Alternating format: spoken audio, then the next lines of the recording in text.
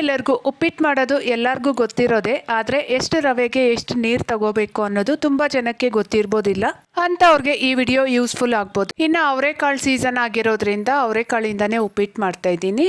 ಮೊದಲಿಗೆ ಒಂದು ಪ್ಯಾನ್ಗೆ ಎಣ್ಣೆ, ಸಾಸಿವೆ, ಜೀರಿಗೆ ಹಾಗೆ ಒಂದು ಸ್ವಲ್ಪ ಕಡಲೆಬೇಳೆ ಹಾಕಿ, ಕಡಲೆಬೇಳೆ ಒಂದು ಅರ್ಧ ಫ್ರೈ ಆದಮೇಲೆ ಕರಿಬೇವಿನೆಲೆ, ಅರ್ಧ ಇಂಚು ಶುಂಠಿನ ಸಹ ಜಜ್ಜಿ ಹಾಕ್ಕೊತಾ ಇದ್ದೀನಿ. ಶುಂಠಿ ಹಾಕಿದ್ರೆ ಉಪ್ಪಿಟ್ಟು ಟೇಸ್ಟ್ ತುಂಬ ಚೆನ್ನಾಗಿರುತ್ತೆ. ಹಾಗೆಯೇ ಖಾರಕ್ಕೆ ತಕ್ಕಂಗೆ ಹಸಿಮೆಣಸಿನ್ಕಾಯಿ ಹಾಕ್ಕೊಂಡು ಎಣ್ಣೆಯೆಲ್ಲ ಚೆನ್ನಾಗಿ ಫ್ರೈ ಆದಮೇಲೆ 2 ಮೀಡಿಯಮ್ ಸೈಜ್ ಈರುಳ್ಳಿ, ಇಷ್ಟ ಇದ್ದರೆ ಒಂದು ಸ್ವಲ್ಪ ಕ್ಯಾಪ್ಸಿಕಮ್ಮು, ಹಾಗೆಯೇ ಒಂದು 1/4 ಕಪ್ಪಷ್ಟು ಎಳೆ ಅವರೆಕಾಳನ್ನ ಹಾಕ್ಕೊತಾ ಇದ್ದೀನಿ.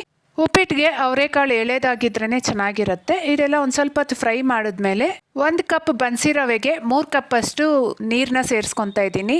ಇಲ್ಲಿ ನನಗೆ ಕಾಳು ಇನ್ನೂ ಬೇಯಕ್ಕಿರೋದ್ರಿಂದ ಅರ್ಧ ಕಪ್ ಎಕ್ಸ್ಟ್ರಾ ಹಾಕ್ಕೊತಾ ಇದ್ದೀನಿ. ಕಾಳು ಏನೂ ಆಗ್ತಾ ಇಲ್ಲ ಅಂದರೆ 1 ಕಪ್ ಬನ್ಸಿ ರವೆಗೆ 2.5 ಕಪ್ ನೀರು ಕರೆಕ್ಟಾಗಿರುತ್ತೆ.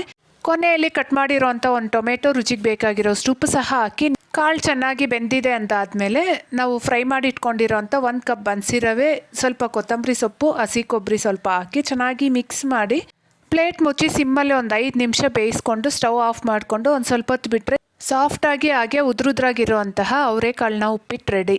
ಇಷ್ಟ ಆಗಿದ್ರೆ ವಿಡಿಯೋನ ಮಿಸ್ ಮಾಡದೆ ಲೈಕ್ ಮಾಡಿ. ಬಾಯ್.